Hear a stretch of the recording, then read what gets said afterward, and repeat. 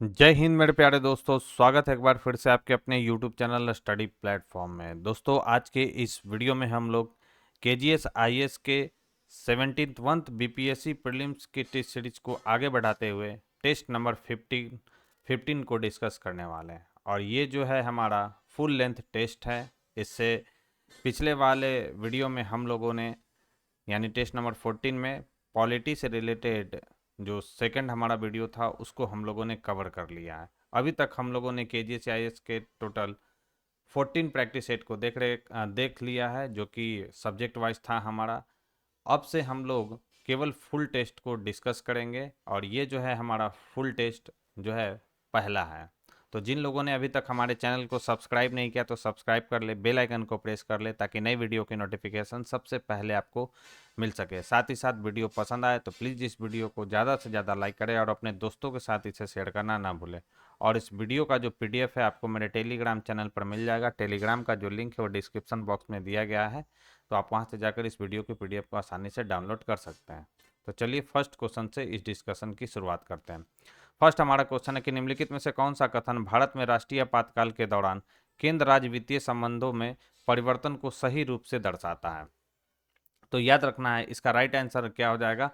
Right answer हो जाएगा कि संसद को राज्य सूची के विषयों पर कानून बनाने का अधिकार मिल जाता है राष्ट्रीय आपातकाल के दौरान। और ये जो अधिकार है किस आर्टिकल के तहत संसद को मिलता है, तो याद रखना है आर्टिकल 250 के तहत। नेक्स्ट है कि भारतीय संविधान का अनुच्छेद 301 किससे संबंधित है। तो भारतीय संविधान का अनुच्छेद 301 संबंधित है भारत के संपूर्ण क्षेत्र में व्यापार, वाणिज्य और समागम की स्वतंत्रता से संबंधित है, आर्टिकल 301। नेक्स्ट है भारत में आदर्श आचार संहिता कब से प्रभावी होती है। तो भारत में आदर्श जो है आचार संहिता प्रभावी होती है चुनाव आयोग द्वारा चुनावों की तिथि घोषित करने के बाद। उस समय क्या हो जाता है, जब चुनाव की तिथि घोषित कर दी जाती है चुनाव आयोग के द्वारा, तो आदर्श आचार संहिता प्रभावी हो जाता है। राइट आंसर हो जाएगा ऑप्शन ए। नेक्स्ट है हमारा विभिन्न संवैधानिक निकायों के संदर्भ में निम्नलिखित कथनों पर विचार कीजिए। पहला कि भारत के नियंत्रक एवं महालेखा परीक्षक की नियुक्ति राष्ट्रपति द्वारा की जाती है और वह पद छोड़ने के बाद अन्य पद के लिए पात्र होता है। ये स्टेटमेंट जो है हमारा गलत है। भारत के नियंत्रक एवं महालेखा परीक्षक पद छोड़ने के बाद किसी अन्य पद के लिए पात्र नहीं होते हैं, हालांकि इसकी जो नियुक्ति है वो राष्ट्रपति के द्वारा की जाती है। यह बिल्कुल सही है। नेक्स्ट है कि भारत का महान्यायवादी सरकारी सेवक नहीं होता है, लेकिन क्या दिया गया कि उसे राष्ट्रपति की अनुमति के बिना किसी सार्वजनिक कंपनी में निदेशक के रूप में नियुक्त किया जा सकता है। तो ये भी स्टेटमेंट हमारा गलत है। अटॉर्नी जनरल ऑफ जो इंडिया होता है, भले ही सरकारी कर्मचारी नहीं होते हैं, लेकिन भारत सरकार की अनुमति के बिना वे किसी कंपनी के निदेशक के रूप में नियुक्त नहीं हो सकते हैं। नेक्स्ट है कि मुख्य चुनाव आयुक्त को सर्वोच्च न्यायालय के न्यायाधीश के समान कार्यकाल की सुरक्षा प्राप्त होती है, लेकिन अन्य चुनाव आयुक्तों को राष्ट्रपति द्वारा प्रत्यक्ष रूप से हटाया जा सकता है। तो यह भी स्टेटमेंट हमारा गलत है। मुख्य चुनाव आयुक्त को केवल सर्वोच्च न्यायालय के न्यायाधीश के समान प्रक्रिया द्वारा ही हटाया जा सकता है, जबकि अन्य चुनाव आयुक्तों को राष्ट्रपति सीधे नहीं हटा सकते हैं। इसके लिए मुख्य चुनाव आयुक्त की सिफारिश आवश्यक होती है। नेक्स्ट है कि वित्त आयोग एक संवैधानिक निकाय है जिसकी सिफारिशें राष्ट्रपति के लिए बाध्यकारी होती है। तो यह भी स्टेटमेंट जो है गलत है। ये जो है वित्त आयोग जो है एक संवैधानिक निकाय है, ये तो बिल्कुल इसका संविधान में वर्णन है 280 में, जिसकी सिफारिश से जो होती है बाध्यकारी राष्ट्रपति पर नहीं होता है। ये क्या करता है, राष्ट्रपति को परामर्श देने का कार्य करता है। तो बाध्यकारी शब्द का यहाँ पर जिक्र किया गया, जो कि गलत है। कौन सा स्टेटमेंट गलत है, तो चारों स्टेटमेंट यहाँ पर गलत है। नेक्स्ट है निम्नलिखित में से किसे सर्वोच्च न्यायालय ने संविधान के मूल ढांचे के भाग के रूप में स्पष्ट रूप से मान्यता नहीं दी है। मतलब मूल ढांचे से संबंधित कौन सा यहाँ पर नहीं है, ये आपसे सवाल पूछा गया है। तो याद रखना है समान नागरिक संहिता यह मूल ढांचा नहीं है संविधान का, जबकि संघवाद, स्वतंत्र एवं निष्पक्ष चुनाव और धर्मनिरपेक्षता ये सभी के सभी संविधान के मूल ढांचे हैं। मूल ढांचे का कॉन्सेप्ट किस में आया था, तो केशवानंद भारती मामले में आया था, जो कि कब हुआ था, सर्वोच्च न्यायालय के द्वारा कब दिया गया था, 1973 में। नेक्स्ट है कि भारत में डबल जियोपार्डी से संरक्षण की गारंटी किस अनुच्छेद में दी गई है। तो यह संरक्षण जो दिया गया किस आर्टिकल के तहत, तो यह दिया गया अनुच्छेद 20(2) के तहत। नेक्स्ट है यदि किसी पंचायत को उसके गठन के 2 वर्ष बाद ही समय से पहले भंग कर दिया जाता है तो संविधान के अनुसार सही प्रावधान क्या है।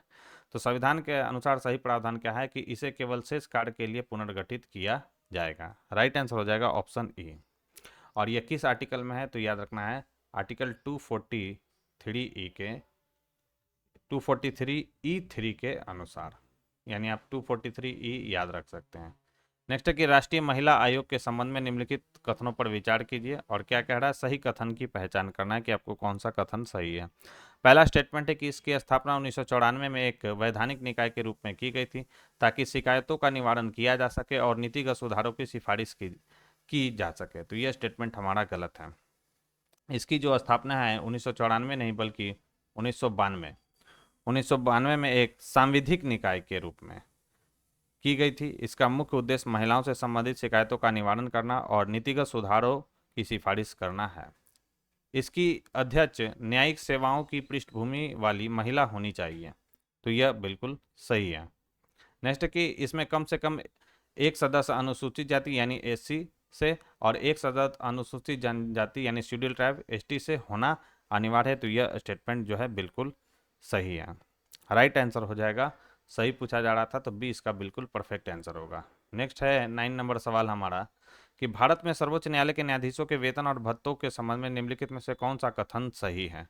सही कथन पूछ रहा है आपसे कि कौन सा स्टेटमेंट सही है। तो याद रखना है कि इसका निर्धारण संसद द्वारा समय समय पर किया जाता है। यह स्टेटमेंट बिल्कुल सही है।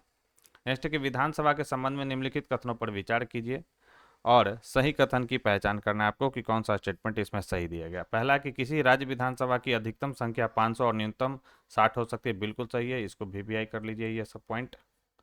राज्यपाल आवश्यकता पड़ने पर एंग्लो इंडियन समुदाय से एक सदस्य मनोनीत कर सकता है। तो यह स्टेटमेंट गलत है। पहले यह प्रावधान था लेकिन 104वां ये जो प्रावधान है 104वां जो संविधान संशोधन हुआ था, कॉन्स्टिट्यूशनल अमेंडमेंट हुआ था 2019 में, उसके द्वारा क्या कहा गया कि विधानसभाओं और लोकसभा में एंग्लो इंडियन सदस्यों की नामांकन की व्यवस्था क्या कर दी गई, समाप्त कर दी गई। अतः अब यह प्रावधान मान्य नहीं है। तीसरा हमारा है कि विधानसभा का सामान्य कार्यकाल 5 वर्ष का होता है। तो यह स्टेटमेंट बिल्कुल सही है। और यह किस आर्टिकल में कहा गया, तो यह आर्टिकल कहा गया 172 में। तो साथ साथ आपको आर्टिकल भी याद करते चलना है। राइट आंसर हो जाएगा 1 और 3। भारत में किसी राज्य के राज्यपाल को पद की शपथ कौन दिलाता है। तो किसी राज्य के राज्यपाल को पद की शपथ कौन दिलाता है, तो याद रखना है संबंधित उच्च न्यायालय के जो मुख्य न्यायाधीश होते हैं वो राज्यपाल को शपथ दिलाते हैं। राइट आंसर हो जाएगा डी। और ये किस आर्टिकल में है, तो ये आर्टिकल याद रखना है 159 के तहत। 12 नंबर क्वेश्चन है कि राज्यसभा में भारत के राष्ट्रपति द्वारा सदस्यों की नामांकन की व्यवस्था निम्नलिखित में से किस देश की संवैधानिक परंपरा से प्रेरित है। तो यह किस देश की संवैधानिक परंपरा से प्रेरित है, तो यह है आयरलैंड के संविधान से प्रेरित। राइट आंसर होगा डी। भारतीय संविधान के निम्नलिखित में से किस अनुच्छेद के अंतर्गत राज्यपाल को सूचना देने के संबंध में मुख्यमंत्री के कर्तव्यों का वर्णन किया गया है। यह भी वीवीआई कर लीजिए। तो इसका राइट आंसर क्या हो जाएगा, इसका राइट आंसर हो जाएगा अनुच्छेद 167। इसमें कहा गया क्या कि राज्यपाल को सूचना देने के संबंध में मुख्यमंत्री के कर्तव्यों का इसमें क्या किया गया है, वर्णन किया गया अनुच्छेद 168 में। नेक्स्ट है कि भारत के मुख्य न्यायाधीश की नियुक्ति से संबंधित सिद्धांतों और परंपराओं के संदर्भ में निम्नलिखित कथनों पर विचार कीजिए और सही कथन पहचानना है कि कौन सा स्टेटमेंट सही है। पहला है हमारा कि भारत के मुख्य न्यायाधीश को राष्ट्रपति की इच्छा से दूसरी बार भी नियुक्त किया जा सकता है। यह स्टेटमेंट गलत है। संविधान या परंपरा में मुख्य न्यायाधीश यानी सीजीआई को राष्ट्रपति के विवेकाधिकार से दूसरे कार्यकाल के लिए पुनर्नियुक्त करने का कोई प्रावधान नहीं है। सीजीआई तब तक पद पर रहता है जब तक वह 65 वर्ष की आयु पूरी न कर लेता या त्यागपत्र या हटाया नहीं जाता, और इसके बाद यह पद वरिष्ठता के आधार पर अगले पात्र यानी जो भी न्यायाधीश बनेंगे को दिया जाता है। तो यह तो स्टेटमेंट गलत हो गया। नेक्स्ट है कि मुख्य न्यायाधीश की नियुक्ति के लिए वरिष्ठता का सिद्धांत कोई संवैधानिक आवश्यकता नहीं है। तो यह बिल्कुल सही है। संविधान का जो अनुच्छेद 124 में क्या कहा गया है कि मुख्य न्यायाधीश की नियुक्ति के लिए वरिष्ठता के सिद्धांत को अनिवार्य नहीं किया गया है। यह केवल एक परंपरा के रूप में क्या हुआ है, वरिष्ठता का जो सिद्धांत है वह विकसित हुआ है। ठीक है, याद रखेंगे। नेक्स्ट की वरिष्ठता का सिद्धांत एक परंपरा के रूप में विकसित हुआ है जो मेमोरेंडम ऑफ प्रोसीजर द्वारा निर्देशित किया जाता है। तो यह बिल्कुल सही है। राइट आंसर हो जाएगा 2 और 3। नेक्स्ट कि यदि किसी विशेष क्षेत्र को भारतीय संविधान की 5वीं अनुसूची के अंतर्गत लाया जाता है तो निम्नलिखित में से कौन सा कथन इसके परिणाम को सर्वोत्तम रूप से दर्शाता है। 15 की अगर बात करें तो 15 का राइट आंसर हो जाएगा कि यह जनजातीय लोगों की भूमि को गैर जनजातीय लोगों को हस्तांतरित करने से क्या करेगा दोस्तों, यह रोकेगा। राइट आंसर हो जाएगा सी। नेक्स्ट कि ई रूपी के लाभों के संबंध में निम्नलिखित कथनों पर विचार कीजिए और सही कथन बताना है कि कौन सा स्टेटमेंट इसमें सही दिया गया है। तो यह भौतिक मुद्रा की छपाई और परिवहन की लागत को कम करता है, यह बिल्कुल सही है। यह वाणिज्यिक बैंकों में तरलता को कम करता है, तो यह स्टेटमेंट जो है गलत यहाँ पर दिया गया। यह मुद्रा की निगरानी को बढ़ाता है, यह बिल्कुल सही है कि यह मुद्रा की निगरानी को बढ़ाता है, यानी धन के प्रवाह में पारदर्शिता और निगरानी को यह क्या करता है, बढ़ावा देता है। राइट आंसर हो जाएगा ऑप्शन सी। नेक्स्ट है कि निम्नलिखित में से कौन प्रगतिशील कर प्रणाली को सर्वोत्तम रूप से परिभाषित करता है। राइट आंसर हो जाएगा आय बढ़ने पर कर की दर भी बढ़ती है। ये जो है प्रगतिशील कर प्रणाली का सर्वोत्तम उदाहरण आप कह सकते हैं कि जब आय बढ़ेगा तो कर की दर भी क्या होगी, बढ़ेगी। 18 नंबर क्वेश्चन की बात करें तो 18 नंबर हमारा क्वेश्चन है, भारत में आर्थिक नियोजन का जनक किसे माना जाता है। तो भारत में आर्थिक नियोजन का जनक माना जाता है एम विश्वेश्वरैया को। ठीक है, एम विश्वेश्वरैया को जो है भारत में आर्थिक नियोजन का जनक माना जाता है। और उन्होंने विशेष रूप से अपनी एक पुस्तक है 1934 में ये प्रकाशित हुआ था, प्लान्ड इकोनॉमिक ऑफ इंडिया। ये किसके द्वारा लिखा गया है, तो पंडित एम विश्वेश्वरैया के द्वारा यह लिखा गया है। नेक्स्ट, निम्नलिखित में से कौन सी समिति भारत में गरीबी से संबंधित नहीं है। अच्छा सवाल है, कौन सी समिति जो है गरीबी से संबंधित नहीं है। तो नरसिम्हन जो समिति थी वह गरीबी से संबंधित नहीं था, याद रखना है। जबकि एनसी सक्सेना समिति, वाई के अलग समिति और रंगराजन समिति, ये सभी के सभी जो है गरीबी से संबंधित समिति बनाई गई थी। नरसिम्हन समिति किससे संबंधित है, तो यह भारतीय बैंकिंग और वित्तीय क्षेत्र में सुधारों की सिफारिश के लिए बनाई गई थी समिति, नरसिम्हन समिति। नेक्स्ट, निम्नलिखित में से कौन सा विकल्प अवसर लागत को सर्वोत्तम रूप से परिभाषित करता है। राइट आंसर हो जाएगा त्यागपत्र दिए गए अगले सर्वश्रेष्ठ विकल्प का मूल्य। इसका राइट आंसर हो जाएगा अवसर लागत का त्यागपत्र, त्याग दिए गए अगले सर्वश्रेष्ठ विकल्प का मूल्य, यह कहलाता है अवसर लागत। नेक्स्ट है, भारत के खाद्य प्रसंस्करण क्षेत्र में प्रत्यक्ष विदेशी निवेश यानी एफडीआई की वर्तमान सीमा कितनी है। ये पूछा जा रहा है कि एफडीआई की वर्तमान सीमा कितना है फूड प्रोसेसिंग में, तो यह है कितना, 100% है। राइट आंसर हो जाएगा ऑप्शन डी। नेक्स्ट है, क्रांति और संबंधित उत्पाद के निम्नलिखित युग्मों में से कौन सा सुमेलित नहीं है, ये सवाल है। तो हरित क्रांति जो है खाद्यान्न उत्पादन से, बिल्कुल। श्वेत क्रांति जो है दुग्ध उत्पादन से, नीली क्रांति जो है मत्स्य पालन से, सही है।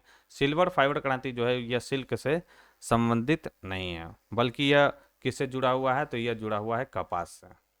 किससे जुड़ा हुआ है, कपास से।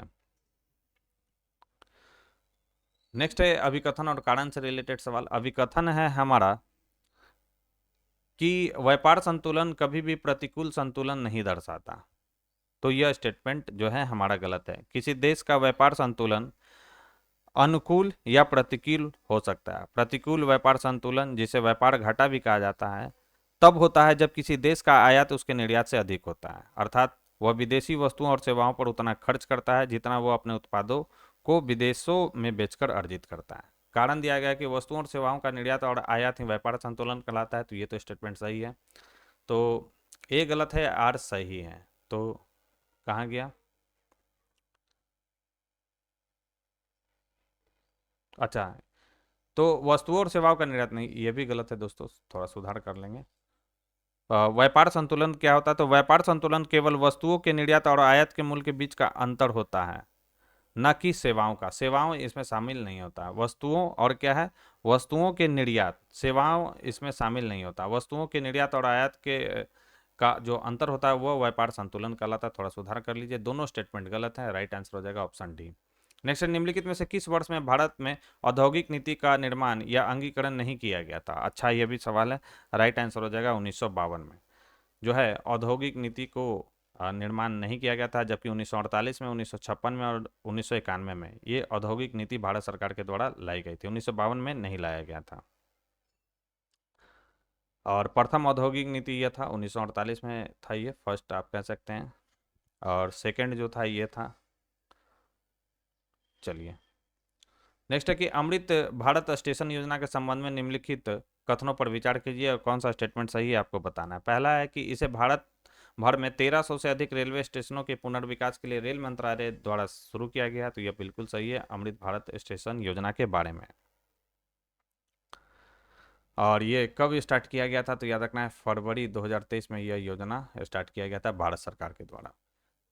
यह योजना अल्पकालिक योजना पर आधारित है और केवल नई सुविधाएं जोड़ने पर केंद्रित है, मौजूदा सुविधाओं को उन्नत नहीं करती है। यह स्टेटमेंट गलत है। यह योजना जो है दीर्घकालिक मास्टर प्लानिंग पर केंद्रित है, जिसमें न केवल नई सुविधाओं की शुरुआत की जाती है बल्कि मौजूदा सुविधाओं का उन्नयन और प्रतिस्थापन भी शामिल है। तो सही पूछा जा रहा था, तो ए इसका बिल्कुल परफेक्ट आंसर हो जाएगा। नेक्स्ट है, बैगनी अर्थव्यवस्था की अवधारणा मुख्य रूप से निम्नलिखित में से किसके आकलन को बढ़ावा देता है, तो यह केयर अर्थव्यवस्था को जो है बैगनी अर्थव्यवस्था बढ़ावा देता है। राइट आंसर हो जाएगा ए। अंतर्राष्ट्रीय मुद्रा कोष यानी आईएमएफ की स्थापना किस वर्ष हुई थी, तो आईएमएफ की स्थापना हुई थी दोस्तों 1945 में। राइट आंसर हो जाएगा ऑप्शन बी इसका बिल्कुल परफेक्ट आंसर होगा। नेक्स्ट है, बोटल नेक मुद्रास्फीति से क्या तात्पर्य है, तो बोटल नेक मुद्रास्फीति किसे कहते हैं, ये सवाल पूछा गया। तो बोटल नेक मुद्रास्फीति कहते हैं उत्पादन में बाधाओं के कारण होने वाली मुद्रास्फीति को कहा जाता है बोटल नेक मुद्रास्फीति। राइट आंसर हो जाएगा बी। नेक्स्ट क्या, हाल ही में चर्चा में रहा शब्द गोल्डी लॉक्स अर्थव्यवस्था किससे संबंधित है, इंपॉर्टेंट है, करंट से रिलेटेड ये सवाल है। तो गोल्डी लॉक्स जो अर्थव्यवस्था है किससे संबंधित है, तो यह संबंधित है संतुलित और स्थिर समाविष्टि आर्थिक नीति से संबंधित है गोल्डी लॉक्स अर्थव्यवस्था। राइट आंसर हो जाएगा बी। 30 नंबर हमारा क्वेश्चन है कि भारत के किस राज्य में बायो विलेज 2.0 पहल की शुरुआत हुई है। करंट के सवाल ही इसमें अच्छे अच्छे दिए गए हैं, तो स्किप नहीं करना है, वीडियो को पूरा पूरा देखना है। राइट आंसर हो जाएगा त्रिपुरा में। तो बायो विलेज 2.0 पहल की शुरुआत किस राज्य से की गई है, तो त्रिपुरा राज्य से की गई है। नेक्स्ट है कि वन नेशन वन इलेक्शन पहल के संबंध में निम्नलिखित कथनों पर विचार कीजिए और सही कथन बताना है कि कौन सा स्टेटमेंट इसमें सही दिया गया। पहला कि इसकी व्यवहार्यता की जांच के लिए गठित उच्च स्तरीय समिति के अध्यक्ष पूर्व राष्ट्रपति रामनाथ कोविंद है, बिल्कुल सही है। इसका उद्देश्य क्या है, तो राज्यों और जम्मू कश्मीर, पुदुचेरी और नई दिल्ली सहित केंद्र शासित प्रदेशों की चुनाव प्रक्रियाओं को एक समान बनाना है। तो यह भी स्टेटमेंट बिल्कुल सही है, दोनों स्टेटमेंट सही है। राइट आंसर हो जाएगा ऑप्शन सी। नेक्स्ट है कि एनपीएस वात्सल्य योजना के संबंध में निम्नलिखित में से कौन सा कथन सही है, और सही कथन की पहचान करना है। तो एनपीएस क्या कह रहा है यहाँ पर कि सभी नाबालिग नागरिक इस योजना के लिए पात्र हैं, तो यह स्टेटमेंट सही है। इस जो एनपीएस वात्सल्य योजना निकाला गया है दोस्तों, उसमें जो सभी नाबालिग नागरिक हैं इस योजना के लिए पात्र हैं। विशेष रूप से जो 18 वर्ष से कम आयु के बच्चों के लिए यह जो है बनाया गया है। दूसरा है कि खाता किसी नाबालिग के नाम पर खोला जा सकता है और इसे माता पिता या अभिभावक द्वारा संचालित किया जा सकता है, यह भी स्टेटमेंट सही है। इस योजना को वित्त मंत्रालय द्वारा विनियमित किया जाता है, तो यह गलत है। राष्ट्रीय पेंशन जो प्रणाली है एनपीएस और इसके विभिन्न संस्करण जैसे कि वात्सल्य योजना वित्त मंत्रालय द्वारा नहीं बल्कि पेंशन फंड नियामक और विकास प्राधिकरण यानी जिसे शॉर्ट फॉर्म में हम लोग पीएफआरडीए कहते हैं, उसके द्वारा यह विनियमित किया जाता है। राइट आंसर हो जाएगा ऑप्शन ए। नेक्स्ट है कि नैनोपोरस मल्टीलेयर्ड पॉलीमेरिक मेम्ब्रेन के संबंध में निम्नलिखित कथनों पर विचार कीजिए और सही कथन की पहचान करना है। पहला है हमारा कि इसे डीआरडीओ द्वारा विकसित किया गया, बिल्कुल सही है। इसे मूल रूप से औद्योगिक अपशिष्ट जल के उपचार के लिए डिजाइन किया गया है, तो यह स्टेटमेंट गलत है। नैनोपोरस मल्टीलेयर्ड पॉलीमेरिक मेम्ब्रेन को डीआरडीओ द्वारा विशेष रूप से समुद्री जल के विलवणीकरण के उद्देश्य से विकसित किया गया है, न कि औद्योगिक अपशिष्ट जल के उपचार के लिए। थर्ड है हमारा कि इसकी बहुस्तरीय मेम्ब्रेन संरचना निम्न दाब की स्थितियों में अस्थायित्व में सुधार करती है, यह भी स्टेटमेंट गलत है। इस झिल्ली की जो बहुस्तरीय जो संरचना है को विशेष रूप से उच्च लवणता और क्लोराइड आयनों से होने वाले नुकसान को सहन करने के लिए डिजाइन किया गया है। राइट आंसर हो जाएगा ऑप्शन ए, बिल्कुल परफेक्ट होगा। नेक्स्ट कि हाल ही में निम्नलिखित में से किस कंपनी ने अणुशक्ति विद्युत निगम लिमिटेड यानी अश्विनी की स्थापना के लिए भारतीय परमाणु ऊर्जा निगम लिमिटेड के साथ साझेदारी की है। इंपॉर्टेंट करंट अफेयर्स है, तो इसका राइट आंसर हो जाएगा ऑप्शन ए, यह किया है एनटीपीसी लिमिटेड ने। नेक्स्ट है कि हाल ही में किस विश्वविद्यालय ने MAL नामक एक नए रक्त समूह की पहचान की है, तो इस विश्वविद्यालय का नाम है ब्रिस्टल विश्वविद्यालय जिसने MAL नामक एक नए रक्त समूह की पहचान की है। नेक्स्ट है हाल ही में विश्व स्वास्थ्य संगठन यानी WHO द्वारा किस देश को आधिकारिक तौर पर कुष्ठ रोग मुक्त घोषित किया गया, और इसे आप VVI कर लेंगे।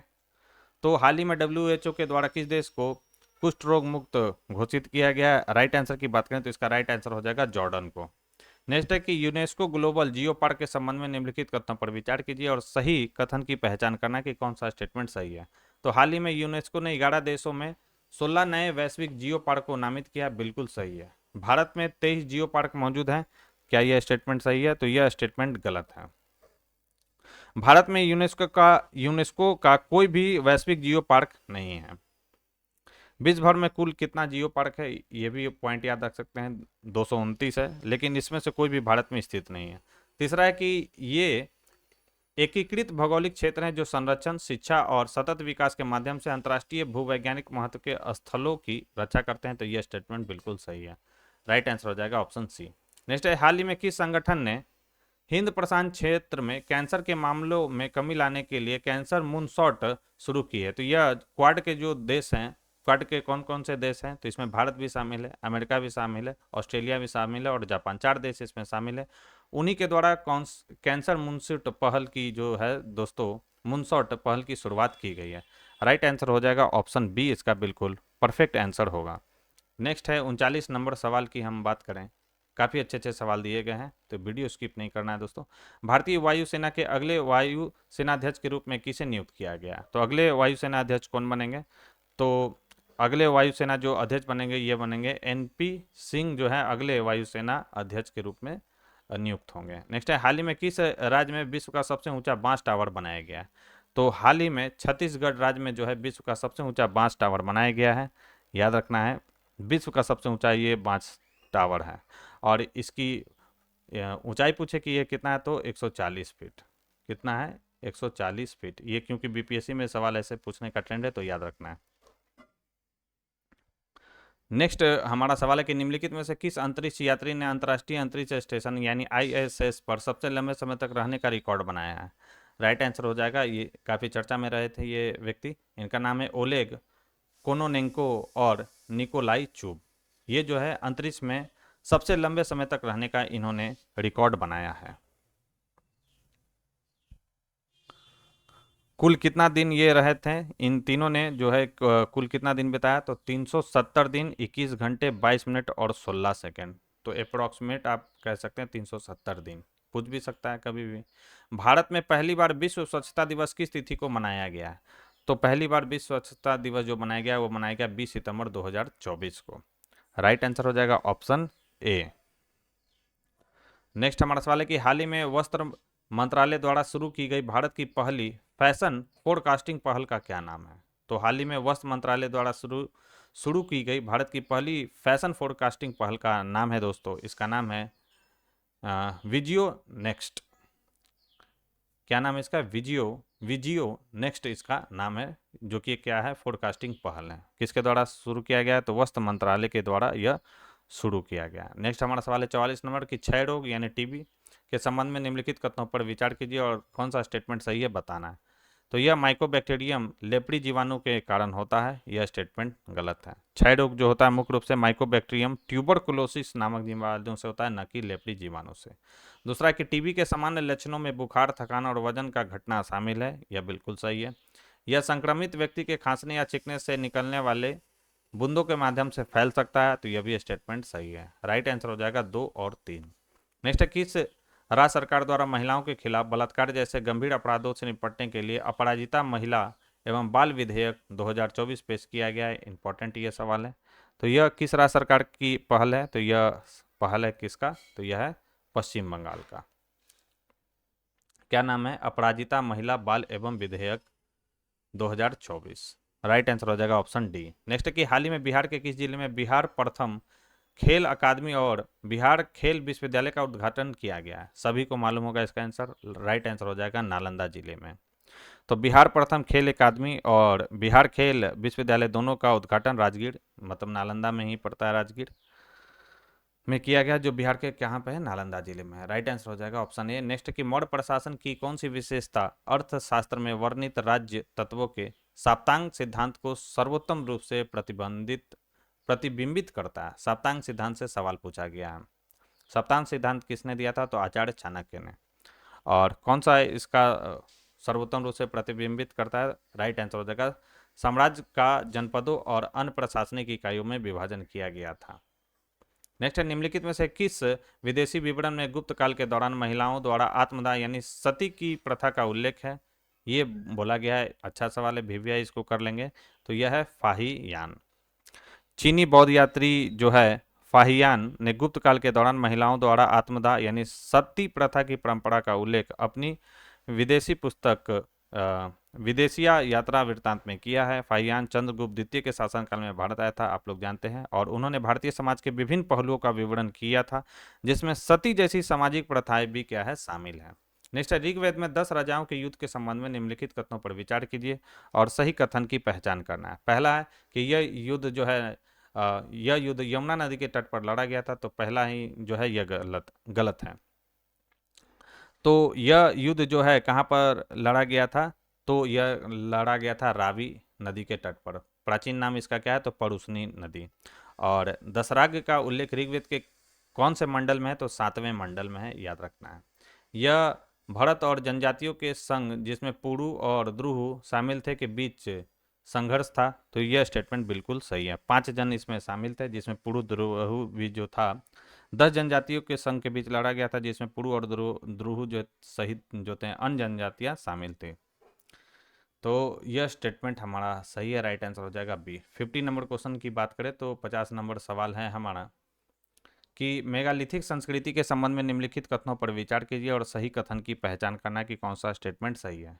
तो मेगालिथिक या महापाषाण स्थलों में काले और लाल मृदभांड के प्रयोग का साक्ष्य नहीं है, यह स्टेटमेंट गलत है। मेगालिथिक संस्कृति में मिट्टी के बर्तनों का विकास धातु विज्ञान के साथ साथ हुआ था, जिसमें काले और लाल बर्तन, चमकदार काले बर्तन, ग्रे बर्तन और विशिष्ट जंग लगे चित्रित बर्तन शामिल हैं। यह स्टेटमेंट गलत हो गया। दूसरा है कि मेगालिथिक या महापाषाण कालीन समाज काफी हद तक बहुजातीय था, जैसा कि उनके आंतरिक और बाह्य दोनों प्रकार के संवादानों प्रथाओं में परिलक्षित होता है, तो यह भी स्टेटमेंट गलत है। महापाषाण कालीन समाज जो था काफी हद तक समरूप प्रतीत होता था, जैसा कि आंतरिक और बाह्य अंत्येष्टि विशेषताओं में समानता से पता चलता है। हालांकि उत्खनन से अंत्येष्टि के प्रकारों विशेष रूप से अंतः और बहिर् अंत्येष्टि में एकरूपता का अभाव प्रकट होता है। दोनों स्टेटमेंट गलत है, राइट आंसर हो जाएगा ना तो 1 ना तो 2। सूची 1 को सूची 2 से मिलान करना है, इसको वीवीआई कर लीजिए आप। सत्य से पहले सत्यमेव जयते बहुत सुनते होंगे आप कई बार, इसका क्या हो जाएगा? सत्यमेव जयते मुंडक उपनिषद से लिया गया। कठ जो है, कठ की बात करें तो कठ जो है नचिकेता, कठ नचिकेता भी कहा जाता है। तो यह किसके किसके बीच का संवाद है? तो यह नचिकेता और यम के बीच का संवाद है। ये छांदोग्य उपनिषद की बात करें तो इसमें जो है ओम और सत्यकाम का उल्लेख है। तो ओम ब्राह्मण का सार है और सत्यकाम की कहानी है इसमें। और बृहदारण्यक उपनिषद में क्या है? तो अहम ब्रह्मास्मि और गार्गी और मैत्री के साथ जो है इसका संवाद इसमें दिया गया है। तो ए का 2, बी का 1, सी का 3 और डी का 4। इस क्वेश्चन का राइट आंसर हो जाएगा 2134। 2134 किसमें? ऑप्शन सी में। नेक्स्ट है कि मौर्य कालोत्तर स्थापत्य कला के संबंध में निम्नलिखित कथनों पर विचार कीजिए और सही कथन की पहचान कीजिए कि कौन सा स्टेटमेंट इसमें सही है। यह मुख्यतः धार्मिक स्वरूप की है और प्रमुख रूप से जैन धर्म से संबंधित है, पहला स्टेटमेंट गलत है। यद्यपि मौर्योत्तर काल की वास्तुकला मुख्य रूप से धार्मिक स्वरूप की थी, लेकिन इसका मुख्य संबंध जैन धर्म से नहीं था। इस काल में बौद्ध धर्म और हिंदू धर्म से संबंधित वास्तुकला में महत्वपूर्ण विकास हुआ। जैन वास्तुकला इस काल में अवश्य थी, लेकिन यह प्रमुख नहीं था, याद रखेंगे। यह मौर्य काल की राजकीय और औपचारिक कला के विपरीत है तथा जन सामान्य की लोक भावना को प्रतिबिंबित करने वाली लोकप्रिय कला को दर्शाती है। यह बिल्कुल सही है स्टेटमेंट है, राइट आंसर हो जाएगा ऑप्शन बी। संगम युग के संदर्भ में निम्नलिखित कथनों पर विचार कीजिए और गलत कथन की पहचान करना कि कौन सा स्टेटमेंट गलत है। पहला है कि पांडे वंश की राजधानी जहां सभी संगम आयोजित किए गए थे सदैव मदुरई में रही, यह स्टेटमेंट गलत है। यद्यपि मदुरई पहले और तीसरे संगम का स्थल था, दूसरे संगम जो है कपाटपुरम में आयोजित किया गया था। उस काल में राजधानी हमेशा मदुरई नहीं रही थी। प्रथम और द्वितीय जो संगम हुआ था वो कहाँ पे आयोजित किया गया था? ये इंपॉर्टेंट फैक्ट्स है। यह आयोजित किया गया था मदुरई में। दूसरा कहाँ पर किया गया था? तो ये कपाटपुरम में किया गया था। संगम शब्द का शाब्दिक अर्थ है एकीकरण होता है, लेकिन अंग्रेजी में इसका अर्थ विद्वानों की अकादमी होता है। यह स्टेटमेंट बिल्कुल सही है। संगम युग में वर्ण व्यवस्था में 4 वर्ण शामिल थे और क्षत्रियों को उत्तर भारत की तरह ही समान प्रतिष्ठा प्राप्त थी। यह स्टेटमेंट गलत है। संगम युग में कठोर चतुर्वर्ण व्यवस्था प्रचलित नहीं थी। समाज व्यवसाय और कुल आधारित विभाजनों के इर्द गिर्द अधिक संगठित था। इस काल में क्षत्रिय वर्ग को उत्तर भारत जैसी प्रमुखता या प्रतिष्ठा प्राप्त नहीं थी। दोस्तों गलत पूछा जा रहा था, तो 1 और 3 इसका सही होगा। सिंधु घाटी सभ्यता की निम्नलिखित विशेषताओं में से कौन सी केंद्रीकृत नियोजन के सबसे मजबूत पुरातात्विक प्रमाण प्रदान करती हैं? राइट आंसर हो जाएगा शहरों में एक समान ईंटों के माप। ये जो है सबसे मजबूत पुरातात्विक प्रमाण प्राप्त करता है केंद्रीकृत नियोजन के अंतर्गत सिंधु घाटी सभ्यता में। राइट आंसर होगा सी। नेक्स्ट है, निम्नलिखित में से कौन सा जैन आगम ग्रंथ उसके प्रमुख विषय वस्तु या अवधारणा के साथ सही प्रकार से सुमेलित है? अच्छा सवाल पूछा गया है ये। तो 55 की अगर हम बात करें तो यह हो जाएगा भगवती सूत्र। जैन सिद्धांतों का संवाद और आधारित विवेचन इसमें किया गया है और इसको आप वीवीआई कर लेंगे। भगवती सूत्र में क्या बताया गया? भगवती सूत्र में बताया गया जैन सिद्धांत इसमें दिया गया है। जैन सिद्धांतों का क्या है? संवाद है इसमें, आप कह सकते हैं जैन सिद्धांत इसमें दिया गया है। अस्थानंग और अस्थानांग क्या है? तो अस्थानांग में क्या है? जैन सिद्धांतों को क्रमिक संख्यात्मक क्रम रूप में प्रस्तुत किया गया है। ठीक है, तो सुमेलित तो यही है। कल्प सूत्र जो कि चौथे छेद सूत्र का हिस्सा है, 3 भागों में विभाजित है और यह मुनि अनुशासन और तीर्थंकरों की जीवनी से संबंधित है। तो ये तो गलत हो गया हमारा, यह भी गलत हो गया। राय पासेना इज्जा, राय पासेना इज्जा क्या है? या इसे राय पसेनीय भी कहा जाता है। अपनी साहित्यिक महत्ता के लिए प्रसिद्ध है, जिसमें जैन मुनि केसी और राजा पैसी के भी संवाद प्रस्तुत किया गया। तो इसमें यह स्टेटमेंट भी गलत है। विजयनगर साम्राज्य के संबंध में निम्नलिखित कथनों पर विचार कीजिए और कौन सा स्टेटमेंट सही है बताना है आपको। पहला स्टेटमेंट हमारा है कि संगम शासकों ने मुख्यतः शैव धर्म का पालन किया, जबकि अन्य राजवंशों का झुकाव वैष्णव धर्म की ओर था। बिल्कुल यह सही है विजयनगर साम्राज्य के बारे में। लोगों को अपनी पसंद का धर्म अपनाने की स्वतंत्रता थी, यह भी स्टेटमेंट सही है। इस काल में महिलाओं की स्थिति में उल्लेखनीय सुधार हुआ था, तो यह स्टेटमेंट गलत है।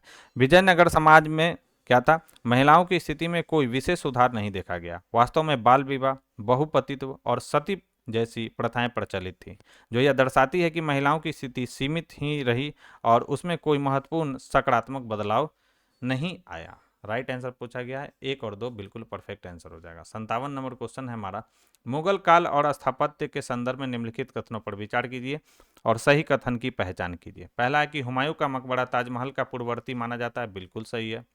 बुलंद दरवाजा अकबर की गुजरात पर विजय की स्मृति में बनाया गया था, यह भी स्टेटमेंट सही है।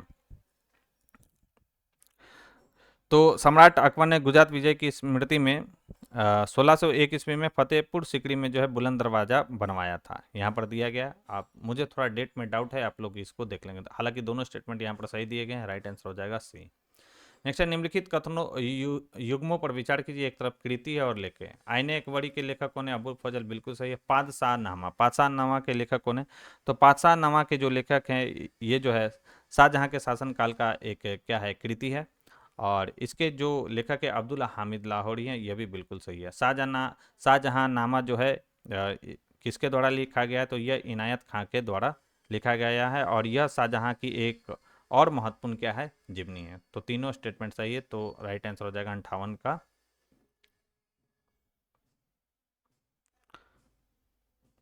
पातशाहनामा अब्दुल हामिद लाहौरी ने, तो तीनों सही है, तो इसका राइट आंसर सी हो जाएगा। यहाँ देखिएगा पीडीएफ में थोड़ा गलत दिया गया, पीडीएफ में इसका आंसर बी बता रहा है, जबकि ये जो तीनों हैं बिल्कुल सही है। इनायत खां भी है, हामिद लाहौरी भी। केवल 3 युग्म जो है सही है यहाँ पर, मतलब तीनों सही हैं। औरंगजेब के निम्नलिखित उत्तराधिकारियों में से किसे साहेब खबर के नाम से जाना जाता है? तो साहेब खबर के नाम से जाना जाता है किसे? तो बहादुर शाह प्रथम को। बहादुर शाह जो प्रथम थे उन्हें साहेब खबर के नाम से जाना जाता है। जहांदार शाह को लंपट मूर्ख कहा जाता है और मोहम्मद शाह को रंगीला बादशाह कहा जाता है। और फारूक सियर को क्या कहा जाता है? घृणित कायर कहा जाता है। ठीक है, राइट आंसर हो जाएगा क्या? Option B. नेक्स्ट है, 10वीं शताब्दी तक 12 अलवारों के भक्तिपूर्ण भजनों को निम्नलिखित में से किस संकलन में संग्रहित किया गया था? तो इसका नाम है नल ईरा दिव्य प्रबंधम। इसमें 12 अलवारों के भक्तिपूर्ण भजनों को संग्रहित किया गया था दोस्तों। राइट आंसर हो जाएगा ऑप्शन बी। नेक्स्ट है हमारा, किस अरब सेनापति ने 17 बोल रहा हूँ 711 ईस्वी में सिंध पर विजय प्राप्त की और उसे खलीफा के क्षेत्र में मिला लिया? तो 711 में आपको याद होगा किसने अटैक किया था?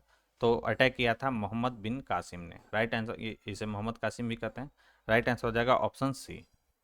नेक्स्ट कि अक्टूबर 1939 में कांग्रेस मंत्रिमंडल के इस्तीफे का निम्नलिखित में से कौन सा कारण था?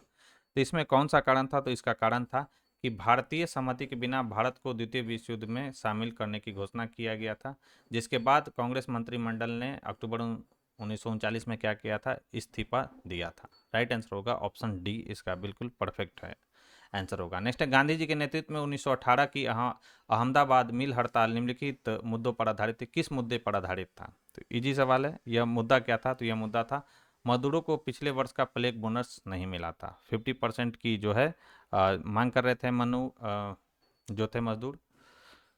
गांधी जी के कारण जो है ये अहमदाबाद मिल हड़ताल जो है यह क्या हुआ था? सफल रहा था। पूछा जाए कि गांधी जी ने पहली बार भूख हड़ताल कहाँ पर किया था?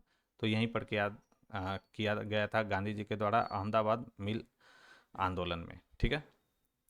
नेक्स्ट है कि 1774 ईस्वी में फौजदारों यानी सैन्य चौकियों की संस्था को किसने पुनर्स्थापित किया और जमींदारों को डकैती रोकने और कानून व्यवस्था बनाए रखने में उनका सहयोग करने का निर्देश दिया?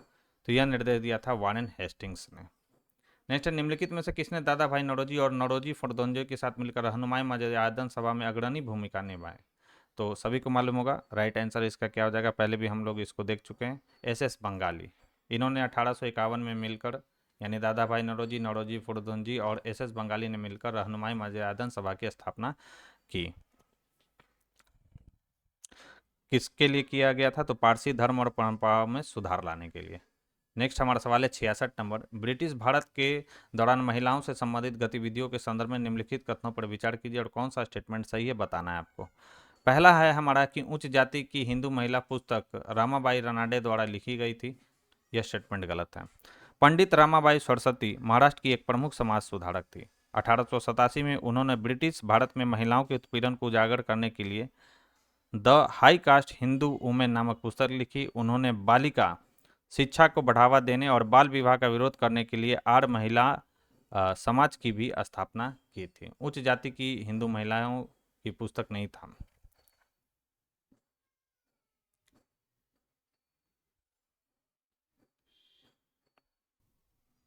यहाँ पर सुधार कर लेना है दोस्तों। रानाडे नहीं, रामाबाई जो थी सरस्वती थी। ठीक है, उन्होंने ये लिखा था उच्च जाति की हिंदू महिला की पुस्तक जो था, क्या ये पुस्तक का नाम है उच्च जाति की हिंदू महिला। 1900 कब लिखा था? 1887 में। और याद रखेंगे इनके बारे में क्या, रामाबाई सरस्वती के बारे में रानाडे तो नहीं होगा। उन्होंने बालिका शिक्षा को बढ़ावा देने के लिए और बाल विवाह को रोकने के लिए आर्य महिला समाज की स्थापना की थी। तो पूछा जाए कि आर्य महिला समाज की स्थापना किनके द्वारा किया गया था? तो पंडित रामाबाई सरस्वती के द्वारा किया गया था। अखिल भारतीय महिला सम्मेलन की स्थापना एनी बेसेंट ने की थी। तो यह स्टेटमेंट गलत है। महिला भारतीय संघ की स्थापना 1917 में अडियार मद्रास में एनी बेसेंट, मार्गेट कजिन्स और जीना राजादास और अन्य लोगों द्वारा 19वीं और 20वीं सदी के शुरुआती दौर में सामाजिक, आर्थिक और राजनीतिक मामलों में महिलाओं की दयनीय स्थिति में मुक्ति दिलाने के लिए की गई थी। अखिल भारतीय महिला संघ की स्थापना 1927 ईस्वी में हुई थी, लेकिन एनी बेसेंट ने नहीं की थी। इसकी स्थापना किसने किया था? तो याद रखना है, इसकी स्थापना किया गया था Margaret Margaret Margaret cousins Margaret cousins और अन्य भारतीय महिला कार्यकर्ताओं ने इसकी स्थापना की थी, जिसमें मुख्य भूमिका निभाया था किसने? मार्गरेट कजिन्स ने। ठीक है, कब? ये याद रखेंगे 1927 में। इंपॉर्टेंट है दोनों। सही पूछा जा रहा था तो ना तो एक ना तो दो। 67 नंबर हमारा सवाल है कि 1854 के वुड डिस्पैच की विशेषताओं के संबंध में निम्नलिखित कथनों पर विचार कीजिए और सही कथन की पहचान करना कि कौन सा स्टेटमेंट इसमें सही दिया गया। तो इसने भारत में शिक्षा का उद्देश्य यूरोपीय ज्ञान का प्रसार घोषित किया। बिल्कुल सही है। इसने शिक्षा के क्षेत्र में निजी प्रयासों को प्रोत्साहित करने के लिए पहली बार अनुदान सहायता की सिफारिश की। यह भी स्टेटमेंट सही है।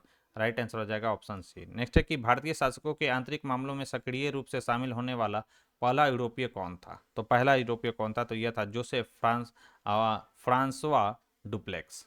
ये जो था भारतीय शासकों के आंतरिक मामलों में सक्रिय रूप से शामिल होने वाला पहला जो था यूरोपियन था। 68 का राइट आंसर सी होगा।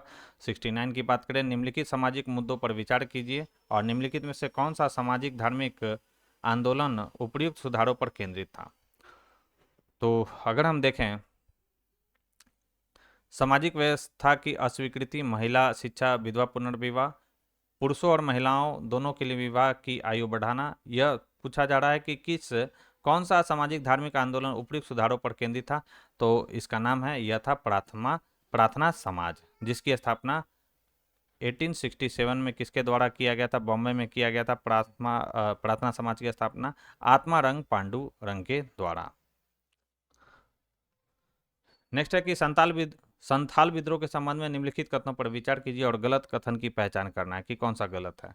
तो इसका नेतृत्व सिंधु और कान्हू ने किया था। चांद और भैरव भी थे इसमें शामिल, भाई थे ये सब, जिन्होंने संथाल जनजातियों को अपना स्वतंत्र शासन स्थापित करने के लिए संगठित किया। बिल्कुल यह स्टेटमेंट जो है सही है। कब से कब तक चला था? 1855 से 56।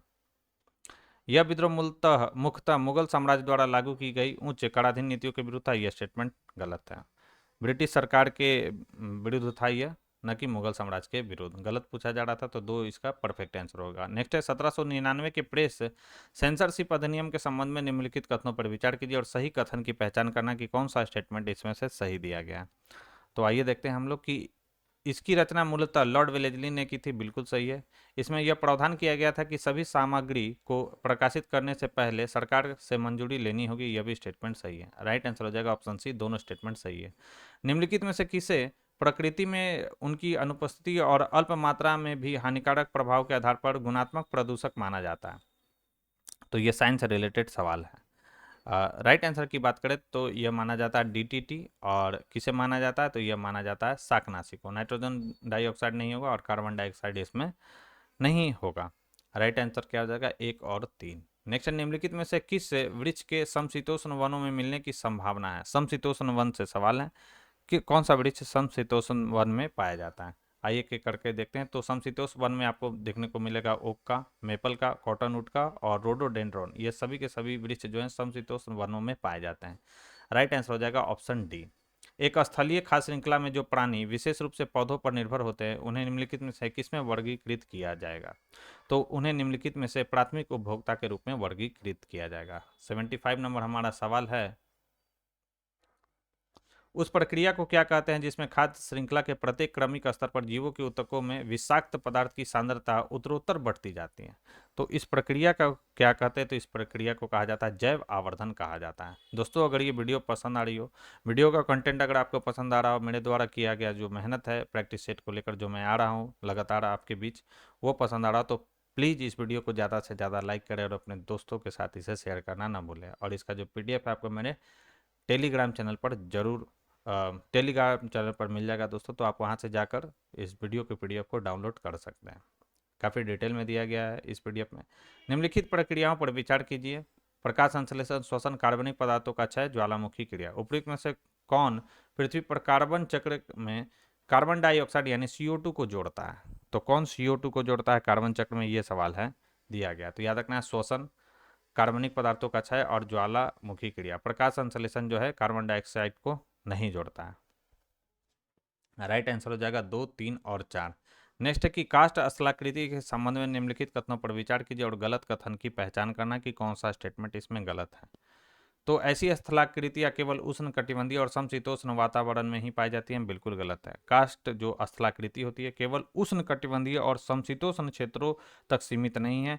यह शुष्क, अल्पाइन और यहाँ तक कि ध्रुवीय क्षेत्रों सहित विभिन्न प्रकार के जलवायु क्षेत्रों में पाई जाती है। विश्व की आधी से अधिक जनसंख्या कास्ट क्षेत्रों से प्राप्त जल पर निर्भर है। तो यह भी स्टेटमेंट गलत है। कास्ट का महत्व इस तथ्य में निहित है कि यह पृथ्वी की सतह के लगभग 10% क्षेत्र को घेरे हुए हैं और विश्व की लगभग 1/4 जनसंख्या की जल आपूर्ति कास्ट क्षेत्रों से प्राप्त जल स्रोतों पर निर्भर है। ठीक है, तो 1/4 है। गलत पूछा जा रहा था, तो दोनों स्टेटमेंट गलत है। जलोढ़ मृदा के संबंध में निम्नलिखित कथनों पर विचार कीजिए। बांगर जो है पुरानी जलोढ़ मृदा है और यह कांकर नामक कैल्शियम युक्त निक्षेप से निर्मित है। क्या यह स्टेटमेंट सही है? तो यह बिल्कुल सही है। पुरानी जलोढ़ मृदा को भांगड़ कहा जाता है, भांगड़ भी कहीं कहीं पे लिखा रहता है, और नई जलोढ़ मृदा को क्या कहा जाता है, खादर कहा जाता है, याद रखेंगे। खादर बाढ़ के मैदानों में नवीन निक्षेप होते हैं और यह उपजाऊ होते हैं, बिल्कुल स्टेटमेंट सही है। दोनों को दोनों स्टेटमेंट जो है सही है, राइट आंसर हो जाएगा ऑप्शन सी। नेक्स्ट है, एक तरफ है अपवाह प्रतिरूप और विशेषता, वृक्षाकार, अभिकेंद्रीय और जालीनुमा। ठीक है, बोला कि कौन सा सही सुमेलित है। 79 नंबर क्वेश्चन में ये पूछा गया कि कौन सा स्टेटमेंट जो है इसमें सही दिया गया। आइए एक एक कर देखते हैं। तो वृक्षाकार, तो वृक्षाकार जो अपवाह होता है, प्रतिरूप एक पेड़ की शाखाओं जैसा दिखता है और वहाँ विकसित होता है, जहाँ नदी का जो प्रवाह होता है एक समान चट्टानी संरचना वाले भूभाग के ढलान का अनुसरण करता है। वह प्रतिरूप जहाँ नदियाँ किसी पहाड़ी से निकलती है और सभी दिशाओं में बहती हैं, वृक्षाकार प्रतिरूप कहलाता है, न कि अरीय प्रतिरूप। ठीक है,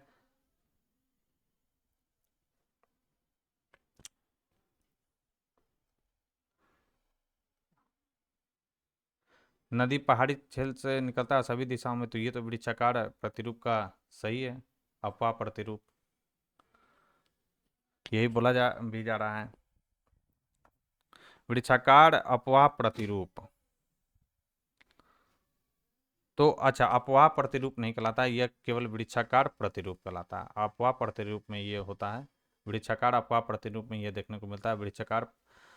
वृक्षाकार प्रतिरूप में यह केवल देखने को मिलता है, अपवाह नहीं। तो ये स्टेटमेंट गलत हुआ। अगर वृक्षाकार प्रतिरूप होता तो वहां पे क्या होता कि नदी जो है एक पहाड़ी से निकलती है और सभी दिशाओं में बहती है, तो यह कहलाता है वृक्षाकार प्रतिरूप, न कि अरीय प्रतिरूप।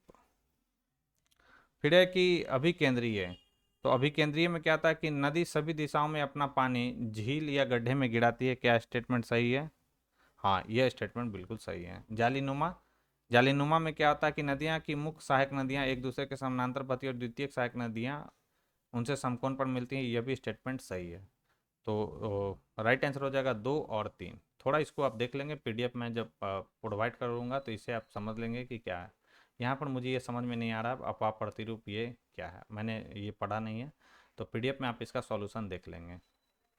नेक्स्ट कि वायु को पूर्णतः संतृप्त कब माना जाता है। तो वायु को पूर्णतः जो संतृप्त माना जाता है वो कब माना जाता है कि जब सापेक्ष आर्द्रता 100% तक पहुंच जाती है, तो उसे माना जाता है संतृप्त वायु को। यानी पूर्णतः संतृप्त कब होता है कि जब सापेक्ष आर्द्रता 100% तक पहुंच जाता है, तब यह माना जाता है। नेक्स्ट है, पृथ्वी की प्रॉपर्टी के संबंध में निम्नलिखित में से कौन सा कथन गलत है। गलत कथन की पहचान करना है कि कौन सा स्टेटमेंट गलत है। तो पहला है कि यह बाह्य पतली परत है जिसकी मोटाई 200 किलोमीटर तक है, यह स्टेटमेंट गलत है।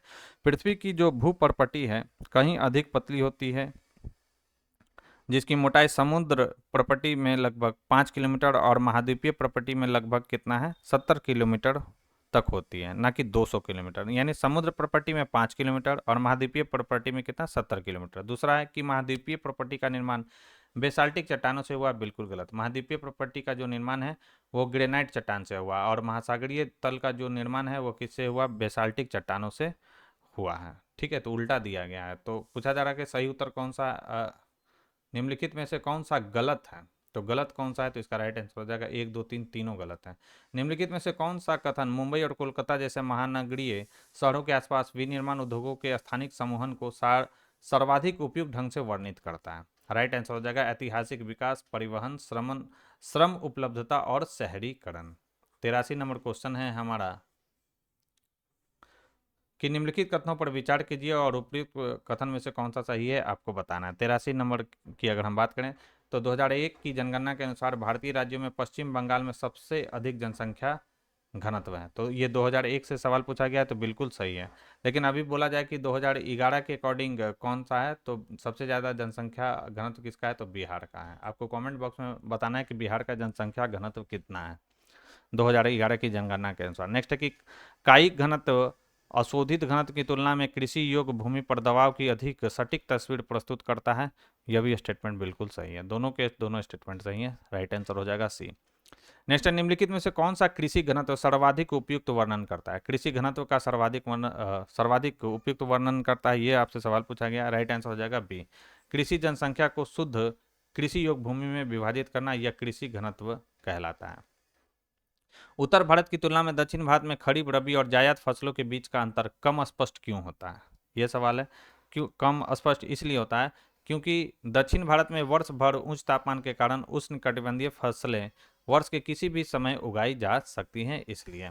नेक्स्ट है, जनसांख्यिकी जाल के संबंध में निम्नलिखित कथनों पर विचार कीजिए और गलत कथन की पहचान करना कि कौन सा स्टेटमेंट गलत है इसमें। पहला कि जनसांख्यिकीय जाल विकासशील देशों में उच्च प्रजनन दर और घटती मृत्यु दर का संयोजन होता है, बिल्कुल सही है।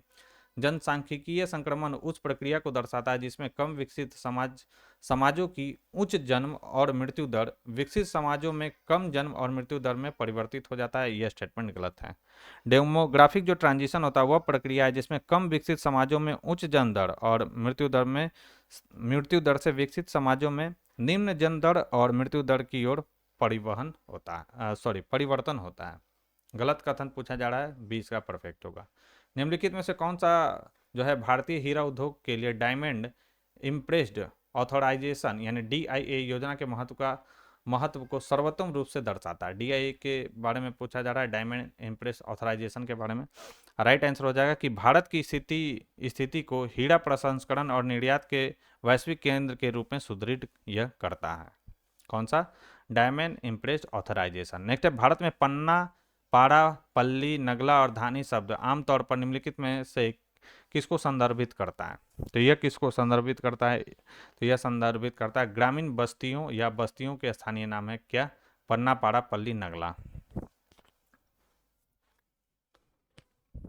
नेक्स्ट है, महासागरों के गहरे भाग में प्राथमिक उत्पादन लगभग जो होता है नगण्य क्यों रहता है, यह सवाल पूछा गया। तो इसका कारण है सूर्य के प्रकाश की अनुपस्थिति के कारण। नेक्स्ट, निम्नलिखित में से कौन आग्नेय चट्टान के उदाहरण है? इंपॉर्टेंट है। तो आग्नेय चट्टान का उदाहरण कौन कौन सा है? तो याद रखना है, बेसाल्ट और ग्रेनाइट जो है आग्नेय चट्टान का उदाहरण है। बलुआ पत्थर जो है ये आग्नेय चट्टान का उदाहरण नहीं है। ठीक है, संगमरमर, क्वार्ट्ज, ये सब आग्नेय चट्टान है। बेसाल्ट और ग्रेनाइट क्या है? आग्नेय चट्टान है। राइट आंसर हो जाएगा ऑप्शन ए। नेक्स्ट है, निम्नलिखित में से कौन सी स्थिति बर्फ के निर्माण में सबसे अधिक जुड़ी हुई है? तो राइट आंसर हो जाएगा पछाप बादलों के साथ शून्य से नीचे का तापमान। यह बर्फ के निर्माण में क्या है? सबसे अधिक जुड़ी हुई है। कौन सा? पछाप बादलों के साथ शून्य से नीचे का तापमान। 92 नंबर हमारा सवाल है कि इन रोड परियोजना के संबंध में निम्नलिखित कथनों पर विचार कीजिए और सही कथन की पहचान करना कि कौन सा स्टेटमेंट सही है। तो इसे भारत के उत्तर पूर्व में उत्पादित प्राकृतिक रबड़ की गुणवत्ता बढ़ाने के लिए 100 करोड़ की वित्तीय सहायता के साथ लॉन्च किया गया, बिल्कुल सही है। यह भारतीय रबड़ बोर्ड द्वारा क्रियान्वित एक विश्व स्तर पर अनूठी पहल है, यह भी स्टेटमेंट सही है। राइट आंसर हो जाएगा ऑप्शन सी। आयुष्मान भारत प्रधानमंत्री जन आरोग्य योजना, जिसे शॉर्ट फॉर्म में हम लोग PMJ के नाम से जानते हैं, कौन सा कथन इसमें संबंधित है इससे, ये आपसे सवाल पूछा गया है। 93 नंबर की बात करें तो अगर हम देखें कि दिल्ली आयुष्मान भारत प्रधानमंत्री जन आरोग्य योजना लागू करने वाला 35वां राज्य या केंद्र शासित प्रदेश बन गया, बिल्कुल सही है। तमिलनाडु ने अभी तक PMJ को लागू नहीं किया है और अपनी स्वयं की राज्य स्वास्थ्य योजनाएं संचालित करना जारी रखा है, यह स्टेटमेंट गलत है। तमिलनाडु ने अपने स्वयं के मुख्यमंत्री व्यापक स्वास्थ्य बीमा के साथ अभिसरण मॉडल के रूप में PMJ को लागू किया है, जो पात्र लाभार्थियों को दोनों योजनाओं के तहत लाभ प्रदान करता है। सही पूछा जा रहा था, केवल एक। यूनेस्को की अस्थायी सूची के संबंध में निम्नलिखित कथनों पर विचार कीजिए और उपयुक्त में से कौन सा कथन सही है, ये आपको बताना है। पहला है कि कोई भी देश अनंतिम सूची में शामिल करने के लिए प्रति वर्ष केवल एक साइट को नामित कर सकता है, गलत है। देश किसी भी समय अनंतिम सूची में कई स्थल प्रस्तुत कर सकते हैं। प्रत्येक 10 वर्ष में अनंतिम सूची की समीक्षा की जाती है जिसमें संशोधन की अनुमति होती है, यह स्टेटमेंट बिल्कुल सही है। तीसरा है हमारा कि किसी स्थल को विश्व धरोहर सूची में नामांकित करने से पहले यह एक अनिवार्य कदम है, तो यह भी स्टेटमेंट बिल्कुल सही है। राइट आंसर हो जाएगा, केवल 2 सही है, बी इसका परफेक्ट आंसर होगा। नेक्स्ट है, निम्नलिखित में से कौन सा राष्ट्रीय शिक्षा नीति यानी NEP 2020 का प्रमुख उद्देश्य है? तो NEP 2020 का प्रमुख उद्देश्य क्या है? तो प्राथमिक स्तर पर बहुभाषी शिक्षा को बढ़ावा देना, यह NEP 2020 का प्रमुख उद्देश्य है। नेक्स्ट है कि गुरुत्वाकर्षण बल के संबंध में निम्नलिखित कथनों पर विचार कीजिए और सही कथन बताना है आपको कि कौन सा सही है। तो गुरुत्वाकर्षण बल किन्हीं दो वस्तुओं के बीच उनके द्रव्यमान के आधार पर लगने वाला पारस्परिक जो है आकर्षण बल है, बिल्कुल सही है। ब्रह्मांड में प्रत्येक वस्तु अन्य प्रत्येक वस्तु के कारण इस बल का अनुभव करती है, यह भी स्टेटमेंट बिल्कुल सही है। राइट आंसर हो जाएगा ऑप्शन सी। सूची 1 को सूची 2 से मिलान करना, एक तरफ बल है और सापेक्ष गति गुरुत्वाकर्षण बल। तो गुरुत्वाकर्षण बल का सापेक्ष गति कितना हो जाएगा? शक्ति कितना हो जाएगा, तो इसका 10 पे पावर जो हो जाएगा -39 हो जाएगा। कमजोर परमाणु बल का जो है यानी दुर्बल नाभिकीय जो बल है उसका कितना हो जाएगा, तो 10 पे पावर -13 हो जाएगा। प्रबल परमाणु की अगर बात करें तो इसका कितना हो जाएगा 1, और विद्युत चुंबकीय बल कितना हो जाएगा 10 पे पावर -2। ए का क्या हो जाएगा 4, बी का 3, सी का 1 और डी का 2। राइट आंसर हो जाएगा 4312। 4312 इसमें ऑप्शन ए में। 98 नंबर सवाल है कि प्रोटॉन के संबंध में निम्नलिखित कथनों पर विचार कीजिए। पहला है हमारा कि नाभिक में धनात्मक आवेश नाभिक में उपस्थित प्रोटॉन के कारण होती है। यह स्टेटमेंट जो है बिल्कुल सही है। प्रोटॉन पर आवेश इलेक्ट्रॉन के बराबर लेकिन विपरीत होता है, यह भी बिल्कुल सही है। दोनों स्टेटमेंट सही है। राइट आंसर हो जाएगा सी।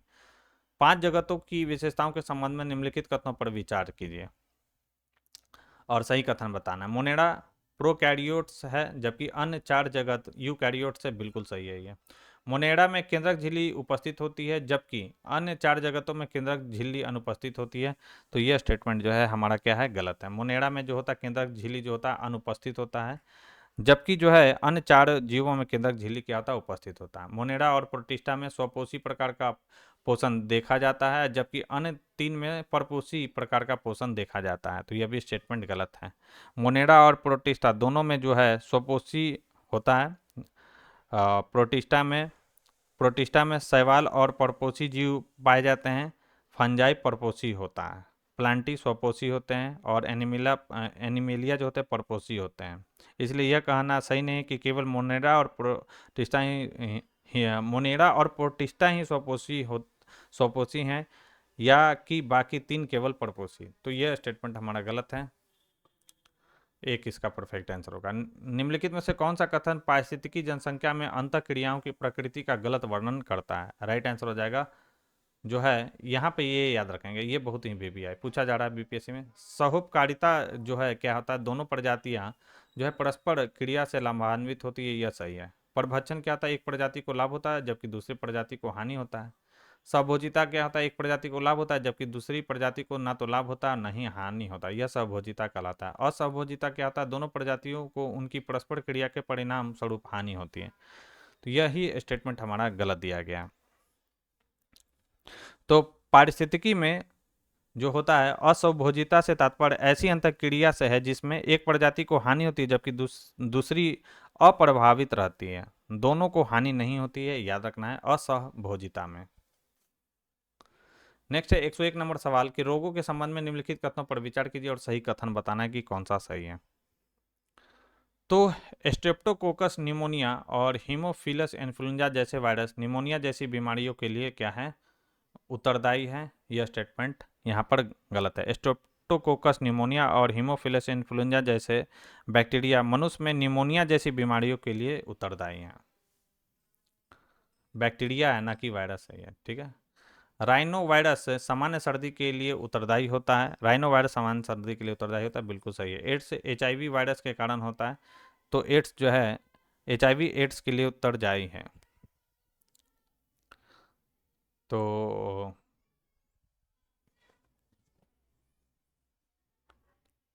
हाँ, तो ये भी स्टेटमेंट सही है। एड्स जो होता है HIV वायरस के कारण होता है, सही कथन हमसे पूछा जा रहा था। तो इसका राइट आंसर हो जाएगा 2 और 3। 2 और 3 तो है ही नहीं यहाँ पर, तो इसका राइट आंसर 2 और 3 होगा दोस्तों, ठीक है, याद रखेंगे।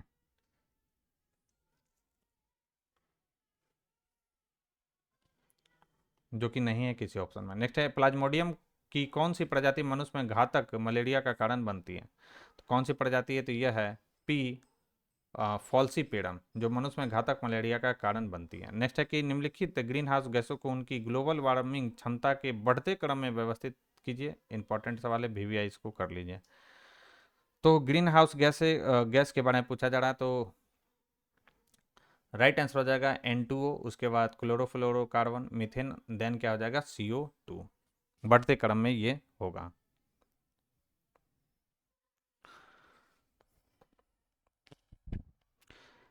ग्लोबल वार्मिंग क्षमता तो सबसे ज़्यादा होगा N2O, फिर CFC, मीथेन और CO2। कई लोग CO2 पहले लगाएंगे जो कि गलत है। न्यूटन के गति के प्रथम नियम को निम्न नामों से भी जाना जाता है, तो इसे जाना जाता है जड़त्व के नियम के नाम से। राइट आंसर हो जाएगा ऑप्शन ए। 105 नंबर क्वेश्चन है कि किस वर्ष तक भारत का अपना अंतरिक्ष स्टेशन होगा जिसे भारतीय अंतरिक्ष स्टेशन के नाम से जाना जाएगा? राइट आंसर हो जाएगा 2035 तक। ये भी वीवीआई कर लीजिए। किस कंपनी ने ब्लाइंड साइट नामक एक उपकरण लॉन्च किया है जो जन्म से अंधे व्यक्तियों को पहली बार दृष्टि का अनुभव करने में सक्षम बनाता है? बहुत ही इंपॉर्टेंट सवाल है ये। तो इस कंपनी का नाम है न्यूरा लिंक। 107 नंबर सवाल है हमारा कि हमारा क्या है 107 नंबर की इलेक्ट्रॉनिक और सूचना प्रौद्योगिकी मंत्रालय द्वारा लॉन्च किया गया कौन सा ब्लॉकचेन प्रौद्योगिकी स्टैक अनुमति प्राप्त अनुप्रयोगों के लिए भौगोलिक रूप से वितरित बुनियादी ढांचे के साथ ब्लॉकचेन के रूप में सर्विस प्रदान करता है? राइट आंसर इसका क्या हो जाएगा? इसका राइट आंसर हो जाएगा विश्वस्य। क्या नाम है इसका? विश्वस्य नाम है। करंट से रिलेटेड सवाल है। निम्नलिखित में से कौन एकीकृत विज्ञान धारा योजना का हिस्सा नहीं है जिसे हाल ही में केंद्रीय मंत्रिमंडल द्वारा अनुमोदित किया गया था? राइट आंसर हो जाएगा अटल नवाचार चुनौती। नेक्स्ट है कि भारतीय ग्राफीन इंजीनियरिंग और इनोवेशन सेंटर के तहत हाल ही में किस भारतीय शहर में अनुसंधान एवं विकास केंद्र का शुभारंभ किया गया? सारे के सारे इंपॉर्टेंट हैं करंट अफेयर, एक भी स्किप नहीं करना है। राइट आंसर हो जाएगा जो शुभारंभ किया गया इसका केरल के त्रिवेंद्रम में किया गया। नेक्स्ट है भारत का पहला सिलिकॉन कार्बाइड निर्माण संयंत्र उड़ीसा के किस जिले में स्थापित किया जाएगा? तो यह उड़ीसा के भुवनेश्वर जिले में स्थापित किया जाएगा और यह भारत का पहला सिलिकॉन कार्बाइड निर्माण संयंत्र है और यह वीवीआई है दोस्तों, याद रखना है। नेक्स्ट है कि जेरेड इसाक मैन द्वारा स्पेस एक्स के साथ नियोजित किस निजी वित्तपोषित और संचालित मिशन ने दुनिया का पहला निजी अंतरिक्ष भ्रमण सफलतापूर्वक पूरा किया? राइट आंसर की बात करें तो यह है पोलारिस डॉन मिशन। नेक्स्ट है कि वीनस ऑर्बिट मिशन किस वर्ष लॉन्च होना है? ये भी वीवीआई कर लीजिए। तो वीनस ऑर्बिट मिशन किस वर्ष लॉन्च किया जाना है? तो इसे 2028 तक लॉन्च करने का काम करेगी कौन? इसरो। 13 नंबर सवाल है 113 नंबर की हाल ही में समाचार पत्रों में रहा क्या है? बी पाम रेजिमेन निम्नलिखित में से किससे संबंधित है? तो यह संबंधित है दोस्तों बी पाम, यह है बहु औषधि प्रतिरोधी क्षय रोग के लिए एक उपचार के रूप में। नेक्स्ट है कि हाल ही में केंद्रीय मंत्रिमंडल द्वारा अनुमोदित एवीजीसी एक्सआर के लिए राष्ट्रीय उत्कृष्ट केंद्र किस शहर में स्थापित किया जाना है? तो इसका जो किस शहर में स्थापित ये किया जाएगा? तो यह स्थापित किया जाएगा मुंबई शहर में। नेक्स्ट है कि एंट्रिक्स कॉरपोरेशन के संबंध में निम्नलिखित में से कौन सा कथन सही है? पहला है कि इसकी स्थापना 1992 में हुई थी, ठीक है, और यह अंतर्राष्ट्रीय ग्राहकों को इसरो के उपग्रह प्रक्षेपण और ट्रांसपोंडर के लीजिंग की मार्केटिंग करता है। तो यह बिल्कुल सही है एंट्रिक कॉरपोरेशन के बारे में। यह वाणिज्यिक प्रक्षेपणों के लिए इसरो के PSLV यानी पोलर सैटेलाइट लॉन्च व्हीकल और GSLV रॉकेटों के उत्पादन की देखरेख करता है। यह स्टेटमेंट गलत है। एंट्रिक्स जो क्या करता है, PSLV या GSLV रॉकेटों के उत्पादन की देखरेख नहीं करता है। रॉकेट उत्पादन का प्रबंधन इसरो द्वारा किया जाता है, जबकि न्यूरो स्पेस इंडिया लिमिटेड प्रौद्योगिकी हस्तांतरण के माध्यम से विनिर्माण में उद्योग की भागीदारी को सुगम बनाता है। राइट आंसर हो जाएगा ऑप्शन ए। नेक्स्ट, निम्नलिखित में से कौन सा कथन आनुवांशिक अभियांत्रिकी यानी जेनेटिक इंजीनियरिंग के अनुप्रयोगों या तकनीकों का सटीक वर्णन करता है? राइट आंसर हो जाएगा कि यह फसलों में रोग प्रतिरोधक क्षमता या पशुओं में चिकित्सीय प्रोटीन उत्पादन जैसे लक्षणों को बढ़ावा देने के लिए असंबंधित प्रजातियों के बीच विशिष्ट जीनों के हस्तांतरण को क्या करता है? सक्षम बनाता है। तो ये आनुवांशिक इंजीनियरिंग का जो है अनुप्रयोगों का सटीक वर्णन यह करता है। 117 नंबर सवाल है हमारा कि 2047 तक परमाणु ऊर्जा क्षमता में भारत का लक्ष्य क्या है? परमाणु ऊर्जा क्षमता में भारत का लक्ष्य पूछा गया, तो इसमें जो भारत का लक्ष्य रखा गया है वो कितना रखा गया है? तो यह रखा गया है 100 गीगावाट जो है यह लक्ष्य रखा गया है भारत सरकार के द्वारा 2047 तक परमाणु ऊर्जा उत्पादन में। नेक्स्ट है कि बैलिस्टिक मिसाइल और क्रूज मिसाइल के संबंध में निम्नलिखित कथनों पर विचार कीजिए और कौन सा कथन सही है ये आपको बताना है। तो आइए देखते हैं कि बैलिस्टिक मिसाइलें हमेशा सतह तक एक क्षैतिज मार्ग का अनुसरण करती हैं, जबकि क्रूज मिसाइलें एक परवलयाकार मार्ग का अनुसरण करती हैं। तो यह स्टेटमेंट गलत है। बैलिस्टिक मिसाइल एक जो है परवलयीय यानी पैराबोलिक पाथ में ये गमन करता है, जो आमतौर पर लक्ष्य पर उतरने से पहले वायुमंडल में ऊपर या बाहर तक जाती है। क्रूज मिसाइलें जो वायुमंडल के भीतर कम ऊंचाई पर उड़ती है और परवलयीय पथ का नहीं बल्कि अपेक्षाकृत सीधे या निर्देशित पथ का अनुसरण करती हैं, यानी उल्टा दिया गया है। बैलिस्टिक मिसाइलें पृथ्वी के वायुमंडल से बाहर चली जाती हैं, जबकि क्रूज मिसाइलें पृथ्वी के वायुमंडल के भीतर ही रह जाती हैं। यह स्टेटमेंट बिल्कुल सही है, राइट आंसर हो जाएगा बी। नेक्स्ट है, वाईफाई और लाईफाई तकनीक के संबंध में निम्नलिखित कथनों पर विचार कीजिए और सही कथन की पहचान करना है कि कौन सा स्टेटमेंट इसमें सही दिया गया है। तो वाईफाई रेडियो तरंगों के माध्यम से डेटा संचारित करता है, जबकि लाईफाई दृश्य प्रकाश का उपयोग करता है। बिल्कुल यह सही है। वाईफाई ठोस संरचनाओं में भी प्रवेश कर सकता है, जबकि लाईफाई लाईफाई ऐसा नहीं कर सकता। यह स्टेटमेंट जो है, यह भी स्टेटमेंट बिल्कुल सही है। वाईफाई की तुलना में लाईफाई में डेटा स्थानांतरण दर अपेक्षाकृत अधिक होती है।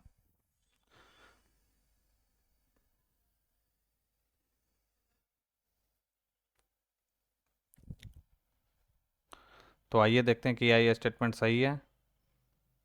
डेटा हस्तांतरण की दर, तो यहाँ गलत है दोस्तों। यहाँ वाईफाई की तुलना में लाईफाई में डेटा हस्तांतरण की दर अपेक्षाकृत अधिक होती है, लाईफाई में ज़्यादा होगा ना। तो यहाँ पर क्वेश्चन थोड़ा ठीक से पढ़ना है कि वाईफाई की तुलना में लाईफाई में डेटा स्थानांतरण की दर अपेक्षाकृत अधिक होती है। बिल्कुल सही है, मतलब लाईफाई ज़्यादा फास्ट है वाईफाई से। तीनों स्टेटमेंट सही है, लेकिन आंसर में इसका जो दिया गया है पीडीएफ में आप सुधार कर लेंगे। इसका आंसर जो होना चाहिए 1 2 3 डी होना चाहिए, लेकिन आंसर में ए दे रहा है जो कि गलत है। ये नहीं होगा, ये होगा। किस कंपनी ने अपने बड़े भाषा मॉडल यानी एलएलएम के नवीनतम संस्करण क्या है लामा 4 को क्या किया है, जारी किया है? तो यह किस कंपनी ने किया है, ये आपसे सवाल पूछा गया। तो 120 का राइट आंसर हो जाएगा। यह किया है मेटा ने। अस्थाई सेना रखने वाला प्रथम भारतीय शासक कौन था? तो अस्थाई सेना रखने वाला प्रथम जो भारतीय शासक था वो था बिंबिसार। नेक्स्ट है कि नंद वंश के संस्थापक महापद्मानंद ने निम्नलिखित में से कौन सी उपाधि धारण की थी? तो इसने जो उपाधि धारण की थी, ये उपाधि पूछा जाता है बार बार सवाल में। तो यह इसने उपाधि धारण नहीं की थी, ये पूछा कि धारण कौन सा उपाधि धारण नहीं की थी। तो अग्रमीज की उपाधि इसने धारण नहीं की थी, जबकि उग्रसेन एकराट और सर्व छत्रांतक की उपाधि महापद्मानंद के द्वारा जो है दोस्तों धारण किया गया था।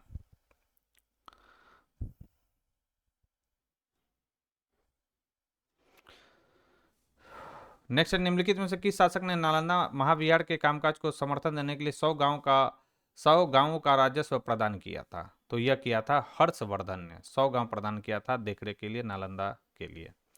नेक्स्ट है, निम्नलिखित में से किस आचार्य को बौद्ध धर्म का विश्व कोश माना जाता है? तो बौद्ध धर्म का विश्व कोश माना जाता है दीपंकर श्री ज्ञान को। 125 नंबर सवाल है हमारा, निम्नलिखित में से कौन सा मध्यकालीन शासक उस समय शासन कर रहा था जब तुगरिल खान ने विद्रोह का नेतृत्व किया था? तो उस समय शासन कौन कर रहा था? तो बलबन का शासन उस समय था, जो कि क्या था, गुलाम वंश का शासक था। बिहार में तुर्क शासन किस वर्ष स्थापित हुआ, जिसने इस क्षेत्र में मुस्लिम राजनीतिक प्रभुत्व की शुरुआत की? तो तुर्क शासन कब स्थापित हुआ था? तो यह हुआ था 1198 में। तो बिहार में तुर्की जो है शासन की स्थापना का सीधा संबंध मोहम्मद जो है बख्तियार खिलजी के सैन्य अभियानों से है। बिहार पर उसकी विजय 1197 और 1202 के बीच हुई थी, और अधिकांशतः प्रमाणिक स्रोत 1198 को ही वर्ष जो है बताते हैं। बिहार के निम्नलिखित में से किस बहावी नेता को आजीवन कारावास की सजा मिली थी? याद रखना है, अहमदुल्ला को। नेक्स्ट, निम्नलिखित में से कौन बिहार से प्रकाशित होने वाला पहला उर्दू समाचार पत्र था? इंपॉर्टेंट है। तो बिहार से प्रकाशित होने वाला पहला उर्दू समाचार पत्र था नूरुल अनवार। और जो थे नूरुल अनवार को आरा से मोहम्मद हासिम, याद रखना है, मोहम्मद हासिम ने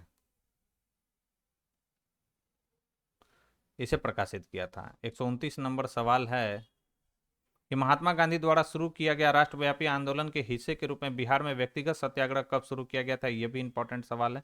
तो बिहार में व्यक्तिगत सत्याग्रह स्टार्ट किया गया था 28 नवंबर 1940 को। ठीक है, राइट आंसर हो जाएगा ऑप्शन डी। और बात करें अगर कि प्रथम सत्याग्रही कौन थे, तो ये थे श्री श्री कृष्ण सिंह, प्रथम सत्याग्रही थे।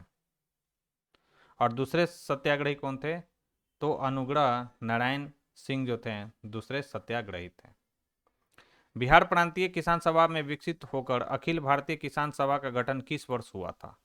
तो इसका गठन हुआ था 1936 में, और स्वामी सहजानंद सरस्वती जो थे इसके अध्यक्ष बनाए गए थे। बिहार के कितने जिले झारखंड के साथ अपनी सीमा साझा करते हैं? इजी सवाल है, सभी को मालूम है। इसका राइट आंसर हो जाएगा 8 जिले जो हैं झारखंड के साथ अपनी सीमा साझा करते हैं। कौन कौन सा है? तो भागलपुर है, बांका है, नवादा है, जमुई है, गया है, औरंगाबाद है, रोहतास और कटिहार है। कोपेन की जलवायु वर्गीकरण के अनुसार उत्तर बिहार को की जलवायु को किस रूप में वर्गीकृत किया गया है? ये भी वीवीआई कर लीजिए। तो इसे जो वर्गीकृत किया गया है वह कैपिटल सी और स्मॉल डब्ल्यू जी के रूप में वर्गीकृत किया गया है बिहार की जलवायु को। नेक्स्ट है, बिहार का कौन सा जिला चाय का सबसे बड़ा उत्पादक है? तो चाय का सबसे बड़ा उत्पादक कौन सा है? तो किशनगंज है। राइट आंसर हो जाएगा 133 का ए। 134 की बात करें तो बिहार में निम्नलिखित में से किस जिले में सबसे कम औसत वार्षिक वर्षा होती है? तो सबसे कम कहाँ पर होता है? तो यह होता है कहाँ पर? औरंगाबाद में। नेक्स्ट है, बिहार के निम्नलिखित में से किस जिले में विंध्यन विंध्यन चट्टान समूह मुख्य रूप से पाया जाता है? तो विंध्यन चट्टान मुख्य रूप से किस समूह में पाया जाता है? तो यह पाया जाता है दोस्तों कैमूर रेंज में, देखने को आपको मिलेगा। बिहार के किस जिले में पिडमॉन्ट मिट्टी पाई जाती है? यह भी इंपॉर्टेंट है। तो पिडमॉन्ट मिट्टी आपको देखने को मिलेगा पश्चिमी चंपारण में। बिहार का पहला रामसर स्थल कौन सा है? तो बिहार का पहला जो रामसर स्थल है वो कौन सा है? तो यह है कांवर झील, जो कि कहाँ पर है? तो यह है बेगूसराय में। नेक्स्ट है कि बिहार बजट 2025-26 में किस क्षेत्र को सबसे अधिक आवंटन प्राप्त हुआ है? तो सबसे अधिक आवंटन प्राप्त हुआ है शिक्षा को। और शिक्षा के लिए इस बार बिहार सरकार कितना खर्च करने का लक्ष्य रखी है दोस्तों? तो याद रखना कितना खर्च करेगी बिहार सरकार? तो 60,964 करोड़ रुपया। नेक्स्ट है, बिहार बजट 2025-26 में निम्नलिखित में से किस बुनियादी ढांचा परियोजना की घोषणा की गई थी? तो याद रखना है रक्सौल और सुल्तानगंज में ग्रीनफील्ड हवाई अड्डे जो परियोजना है उसकी घोषणा बिहार बजट में किया गया है। राइट आंसर हो जाएगा ऑप्शन सी। बिहार बजट 2025-26 में सकल राज्य घरेलू उत्पाद के प्रतिशत के रूप में लक्षित राजकोषीय घाटा, मोस्ट वीवीआई ये क्वेश्चन है, 4-5 वीवीआई लगा लीजिए। राइट आंसर की बात करें तो इसका राइट आंसर हो जाएगा राजकोषीय घाटा कितना है? तो 3% है। उस सही विकल्प का चयन कीजिए जो निम्नलिखित शब्दों को तार्किक और सार्थक क्रम में इंगित करता है। और सही उत्तर का आपको चयन करना है। देश, शहर, नगर, राज्य और जिला। चलिए आइए, ये तो इजी सवाल है, आसानी से ये क्या हो सकता है? बन सकता है। तो अच्छा, तो मैं ये बता देना, आगे जो है रीजनिंग और मैथ के सवाल है उसे मैं डिस्कस नहीं करूँगा, आप पीडीएफ में उसे देख लेंगे। ठीक है, तो सबसे पहले क्या आएगा? सबसे पहले आएगा नगर 3। उसके बाद क्या आ जाएगा? नगर से क्या बनेगा? शहर। शहर से क्या बनेगा? जिला बनेगा यानी 5। उसके बाद क्या बनेगा? राज्य बनेगा यानी 4। उसके बाद क्या बनेगा? देश। राइट आंसर हो जाएगा 32541। 32541 मतलब ये रीजनिंग का सवाल है, यहाँ का सवाल नहीं, रीजनिंग का। 41 से लेकर 150 जो सवाल दिए गए वो मैथ और रीजनिंग के सवाल है, तो उसे मैं डिस्कस नहीं करूँगा। तो यहीं तक था हमारा सवाल। 140 तक जीके जीएस और करंट अफेयर से रिलेटेड सवाल यहाँ पे दिए गए थे, तो उसको हम लोगों ने देख लिया है। तो वीडियो पसंद आई हो तो वीडियो को लाइक और शेयर करना ना भूलें। जो लोग हमारे चैनल से पहली बार जुड़े हैं तो चैनल को सब्सक्राइब कर लें, बेल आइकन को प्रेस कर लें ताकि नई वीडियो की नोटिफिकेशन सबसे पहले आपको मिल सके। और इस वीडियो का जो पीडीएफ है आपको मेरे टेलीग्राम चैनल पर मिल जाएगा। टेलीग्राम का जो लिंक है डिस्क्रिप्शन बॉक्स में दिया गया, तो आप वहाँ से जाकर इस वीडियो के पीडीएफ को आसानी से डाउनलोड कर सकते हैं। तो अभी के लिए बस इतना ही दोस्तों, थैंक यू।